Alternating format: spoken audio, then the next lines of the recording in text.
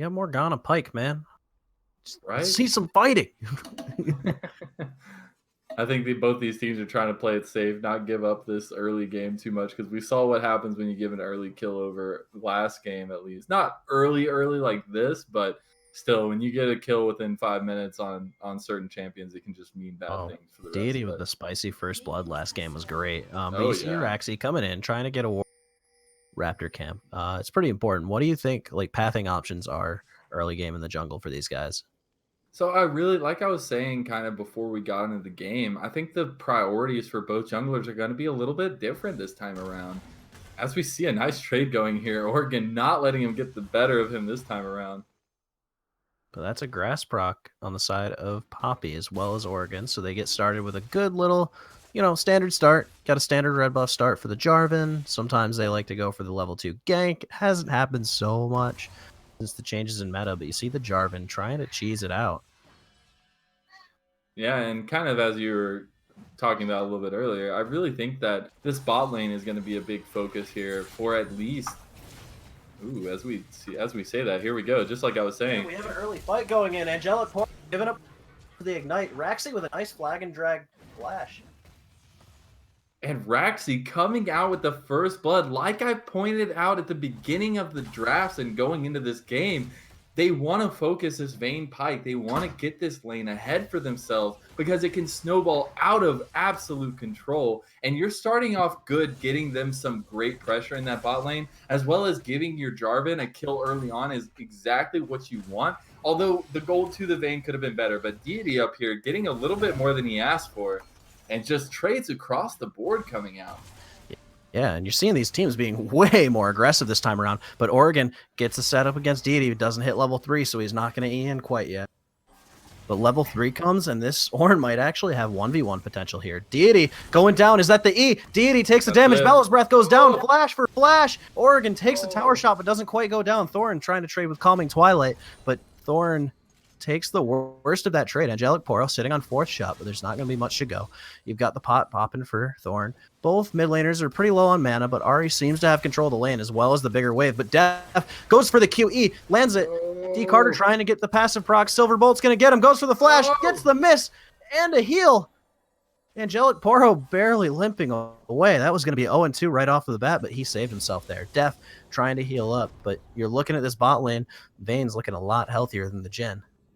Yeah, and that lane is working out so well for Eclipse, and you have to love it as the Carter there because you're getting everything you want. You're getting a good lane state. You're having some help from your teams, and here we go, another game. We have Oregon again, but Crimson Gravity is going to show up. That kill doesn't go down. Deity misses the dash, takes 2 tower shots, and down goes Deity. That's a kill back for Crimson Gravity. And our boy's sitting on a red buff, trying to get those stacks towards it. Calming Twilight misses an E, but goes for the W, gets the full combo on Thorn. Thorn's still trying to just auto, using that Orianna passive with no AP.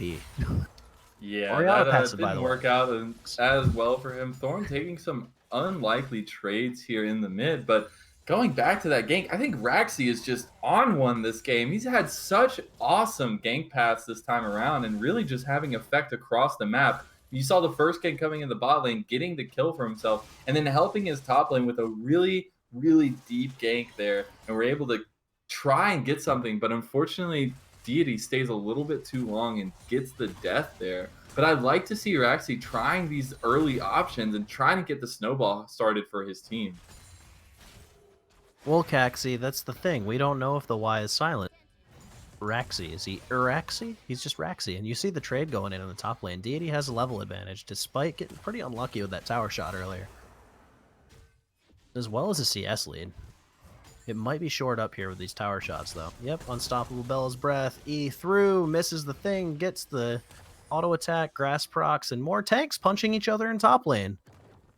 Yeah, and that's going to be a theme of this game at least. But I have to say, Crimson Gravity really taking an aggressive approach to this Kayn early ganking and early leveling here. But Oregon and Deity Poppy is just not timing these W's right. You can definitely tell Oregon has a better mastery of his champion.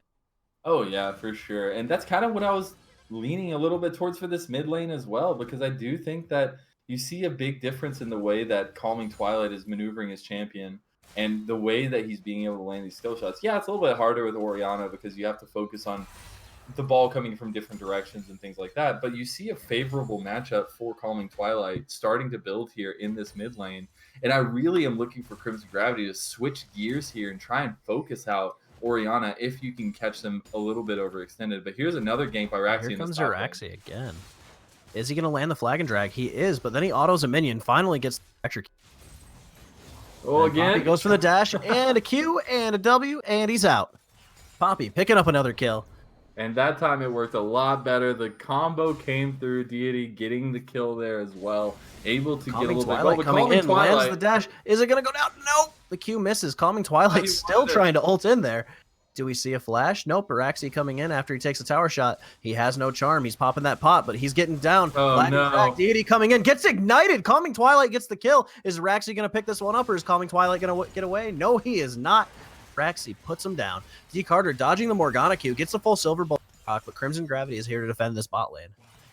Man, Crimson Gravity is just a little bit too late there. Wasn't able to make good progress on that bot lane. But as we see more fighting going on the top lane here, we thought it was going to be an island for tanks, but really it's the island of attraction up there.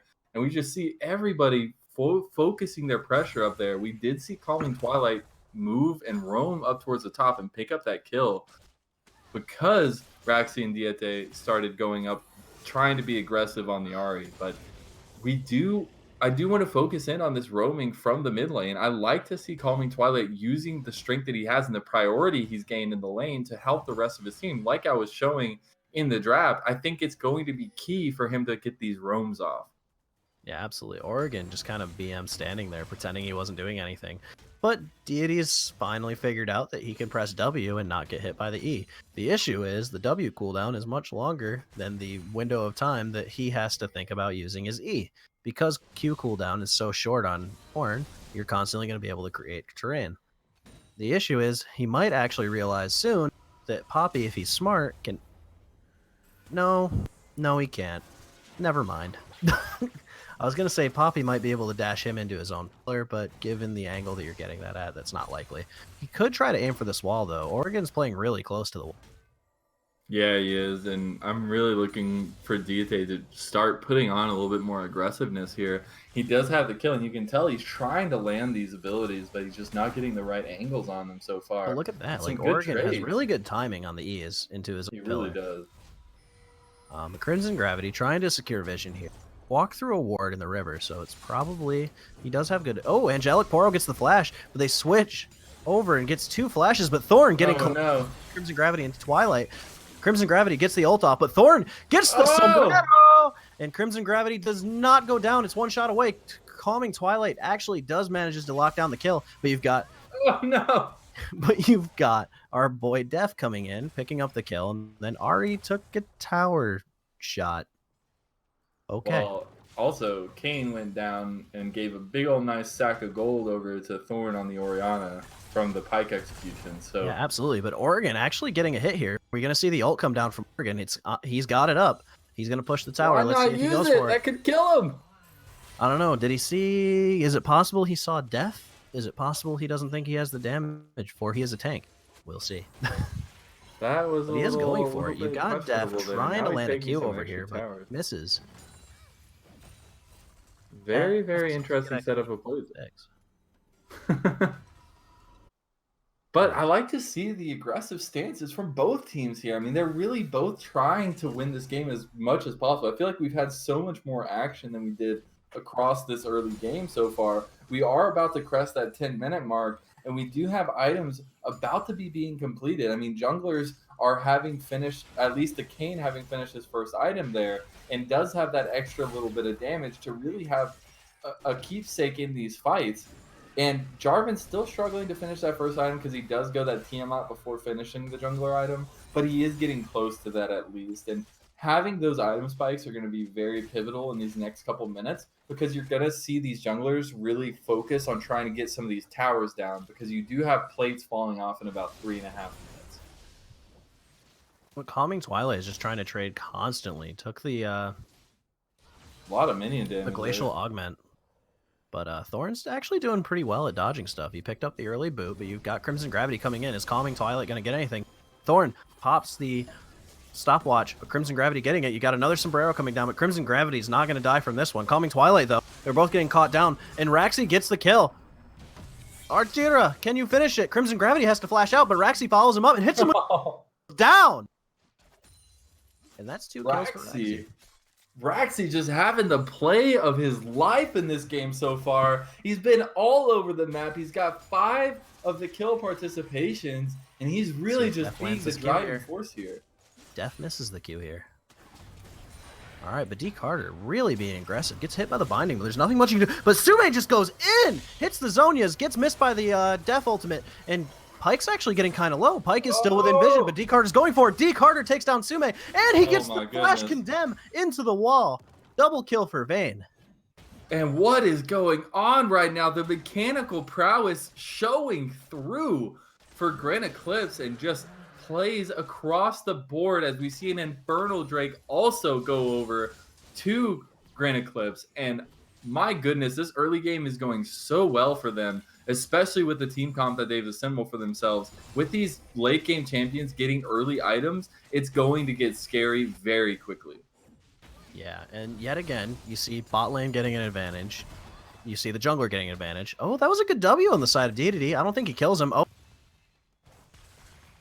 But Deity is getting the most of Oregon here, but Oregon can go back pretty much anytime he wants. Poppy is going to have that push priority for a little bit longer, though. Her Q is doing a fair amount of damage now, despite the Sunfire Cape. Thorn actually dodges the...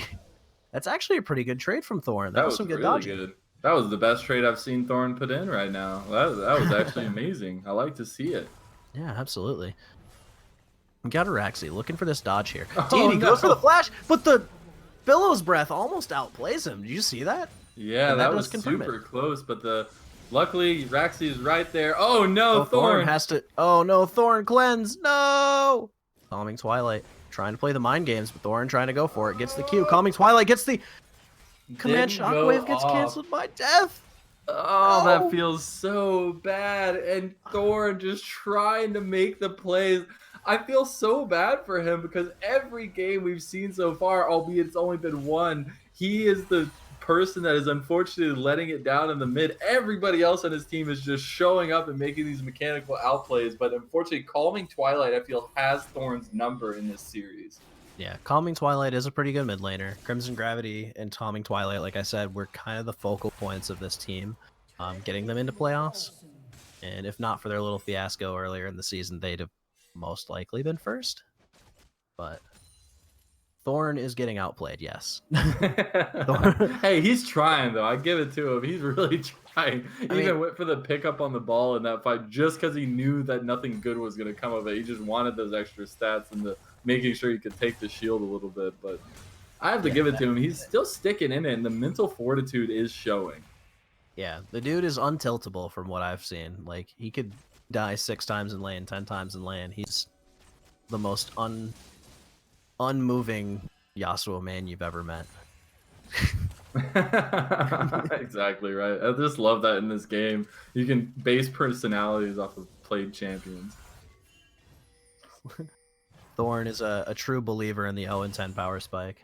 Hey, it comes around eventually. We saw last game. He's getting his Syndra was eventually and eventually you just one-shot people. So all he's got to do is pick these. I mean, maybe not Orianna, but he's just got to pick these late-game hyper-carry mid laners. He's good. We see Ari looking for a charm over board there. Crimson Gravity coming in, but Morgana lands a Q on Raxi, keeps him from getting that dive. That was a good setup for a lane gank, but Morgana was pretty wise to realize that it was coming. Yeah, and all it takes is a little bit of mana. You can make sure that you're not going to get taken down. And here we have a collapse going in for this mid lane.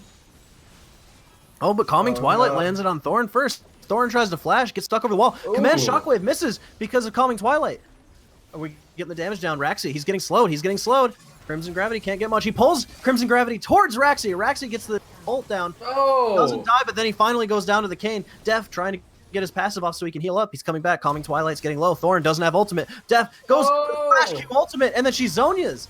Thorn actually manages to knock down the kill, though. He's coming back into the game, has a 4 CS lead despite having a few early deaths, but the guy is being useful. Carter trying to 2v1 this lane. Looks like Angelic Poro can't do anything, and those Silver Bolt shots are doing so much damage. And that's what we're talking about, the mechanical Carter going skill for the coming play. through. Doesn't get it. Does he get it? Silver Bolts dodges the... No!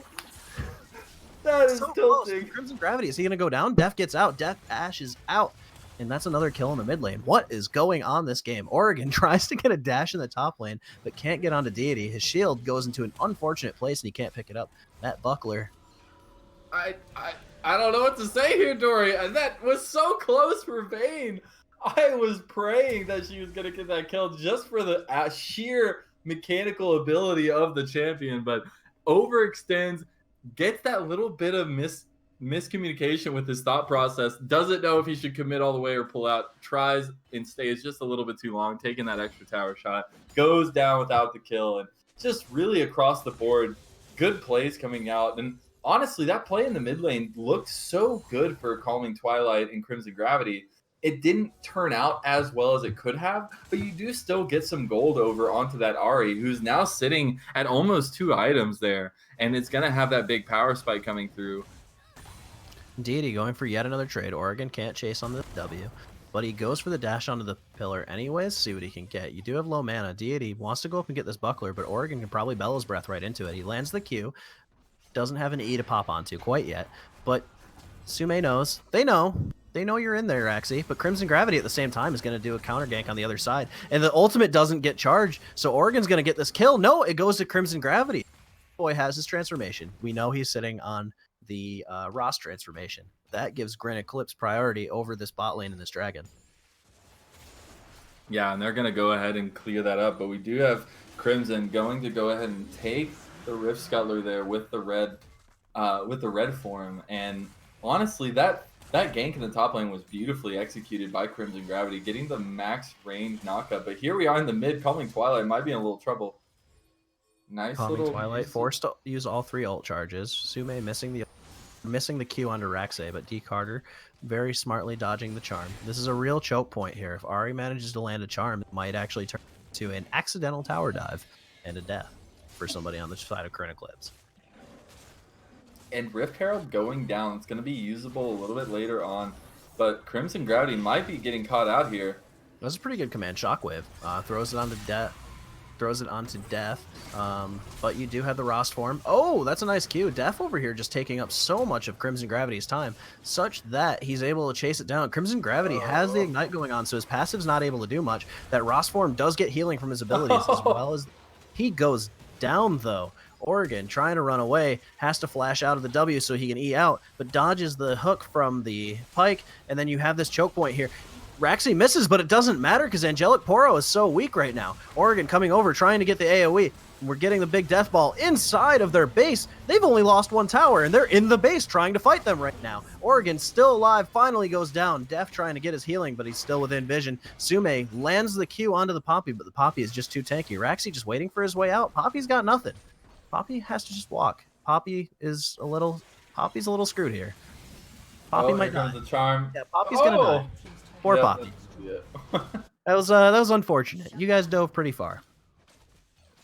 They did get a lot for it though. A ton of kills going over. You're getting a ton of tower damage as well. Getting that mid 2nd tier tower and some damage on the Inhib tower as well. But I just think that was such an interesting, very, very confident series of plays coming out of Grin Eclipse, because they, like you said, they had taken 2 towers and they were in the base of the pack. And that is just a very big mental boom moment there for the pack. When you are sitting there under your towers and you're still getting picked apart piece by piece, and you have to be careful that it doesn't tilt you out of control. As we see Crimson Gravity overextending in his jungle a little bit, they know that he's over the wall, but are they going to do anything about it? I don't believe they will. Oh, D Carter tries to take his red right out from under his nose, but Def actually takes the W from Crimson Gravity. Raxi looking on the other side. Boy's got a Yomu's Ghost Blade, Jarvan.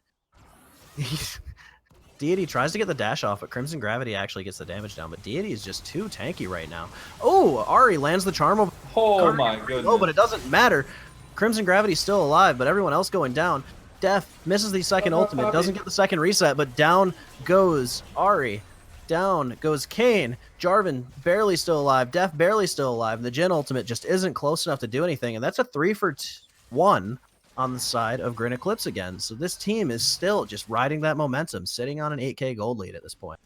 Well, we saw the same thing last time. Riding that momentum, I believe, is key to the way that Grin Eclipse want to play. They're really just taking advantage of the non-steady ground that the pack is playing off of right now. And they're taking advantage of it beautifully, especially this Vayne, who is just tearing apart the members of the pack and has just now finished the start of her second item. And that's a bad feeling when that hyper carry is already doing so much damage and it gets so much worse the more time goes by. As we are looking a little bit more at the items, we do have first items now being almost completely completed for everybody in the game. The only person lacking is going to be Pyke, who just now finished that Dust Blade as well, sitting at 309. And went ahead and picked up a serrated Dirk. So that boy was sitting on a lot of gold. But at the same time here, I kind of want to point out the Moby Boots, Youmuu's Ghost Blade, Jarvan. Yeah, that's just a thing you do when you're ahead. Hasn't even finished the jungle item, just going straight for the Youmuu's, just for funsies. Forget Shadow Assassin Kane. I want to be Shadow Assassin Jarvan. The beautiful thing about that kind of build with Jarvan, though, is that it only works if you're ahead. Crimson Gravity trying to make something happen. Gets the spell shield, tries to ult in, see if he can land himself a charm. But D Carter's actually in chase for those silver. At the same time, you have Oregon missing in the top lane. CC up onto Poppy so Jhin can do damage. But Jin's just off to the side, not able to get much accomplished here. So we're going to see Deity and Oregon kind of stalemate until the fight comes to them. So you have the top lane pushing in. Something's about to break out, but D Carter just takes a Q to the face, and they blow him up. That was a very important series. The command shockwave completely missing, and Def is actually caught in here. Is Def going to get out? He ease out, presses the W, and Crimson Gravity just forced to chase Thorn. But Thorn can do half your HP with a single Luden's proc. Ari goes for the flash, gets the charm, gets the full combo. Is it going to be enough? Orianna going down to the Q. But Angelic another Ocean Drake going down for the side of Grin Eclipse, but a lot of deaths going over, a lot of gold going back over. Yeah. And Araxi actually gets outplayed there. Tries to go for the flash, for the EQ flash into the ultimate on Crimson Gravity. Out of it. And that's a dead Jarvan. Grin Eclipse is trying their best to send this to a 3-game series. They really are. I mean, that was a horrible series of events for Grin Eclipse, and they're going to lose a lot for it, including giving members gold that were out of this game necessarily, and just getting them back into item contention here. And it does look like the pack are going to try to make these plays up this mid lane and try to finish off this tower.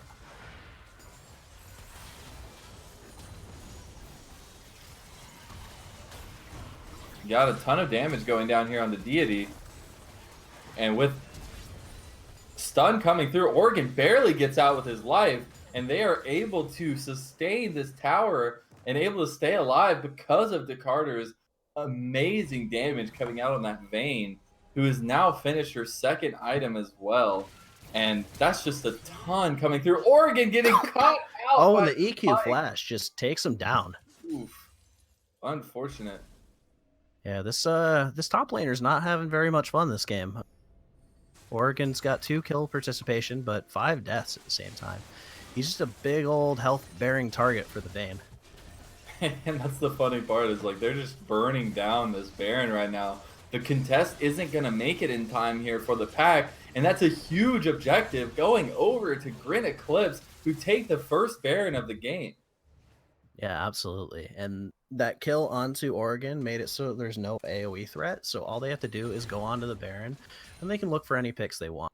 Realistically, Crimson Gravity is level 13, looking at Raxi's level 14, so he should have no reason to outsmite him. And at the same time, if you have no AoE from the AoE, like, engage from Oregon, you're not going to be able to see a team fight break out of that Baron. So I guess it's not bad.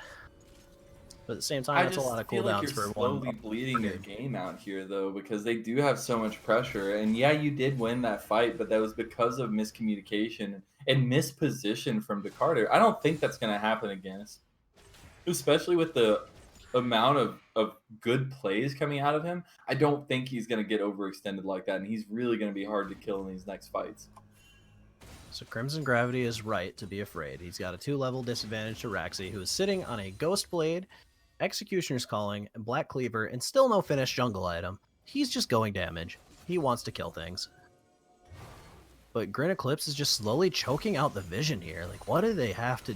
How does this game get stalled out, and how does it result in a win for Pack? I really think you just got to get back to the basics of League of Legends. You've got to get your vision down. You've got to have that communication freely flowing between your team. And you all have to be on the same page. No more of this one person going in while everybody tries to follow him up. You've got to all know that the play is at that moment. And really, it's going to come off the back of Crimson Gravity here. Oregon hits in the between the goalposts. It goes. Goodbye. Crimson Gravity, though, takes about half his HP. Rax actually getting caught out. No, he manages to get the flag and drag away. Crimson Gravity isn't going to land the charge. And you have them coming back mid lane. You have no Aura ultimate. You have Orianna ultimate. You have Baron minions coming into the base, and the Q gets landed, but it's on the Oregon. He manages to get out. Ari Charm misses off to the side, but Poppy ultimate zones them out. You've still got that. And the command shockwave completely whiffs. Everybody's whiffing. Nobody's got cooldowns anymore. But the one team with the Baron, it doesn't matter. You have the Siege. You have the potential to take down these inhib towers, and the first inhib tower goes down for the side of Grin Eclipse, and they are going to have so much pressure now in these side lanes now that they've busted down this tower. And at the same time, you can see Raxi rotating towards the top lane. Artira should be rotates towards the top lane, takes that free tower, has the wave pushing it, but you have triple cannon minions going into this mid lane right now. Oh. If they can't start a fight because of all their cooldowns being down, this mid lane inhib's just gonna die. I just don't think there's anything to do against this Vayne. She's too positioned well now, knowing that she did get caught out the first time, learns the lesson from that, and is just putting down so much damage. She just took Kane's health down to a quarter off of a 3-shot burst. Oh, but Crimson Gravity actually gets some damage on Death. The Ignite goes down. Crimson Gravity misses the W. Oh, the outplays. He can outplay. Goes for... Doesn't get alive. D. Carter's still alive. Death takes him down. Oregon finally going to go down. Silver Bolts are too strong with Thorn off to the side. And that's going to be game. Jin is the last one alive. There's 2 inhibitors down. Baron minions for days. D. Carter's tanking the tower for some reason, but D. Carter's still alive. The W gets missed by Jin, but Jin can't leave his base. Death and Deity are way too strong right now. Tower damage is going down, and that's most likely going to be the game, boys and girls. Command Shockwave, he's missing, but Poppy is just going to bully him, throw him back into his own base while they end the game, but Thorn goes down! They're actually kind of low. Def taking the damage. Are they going to be able to finish it? Def really low. Def might not finish it. D. Carter gets the last shot, and that is the game.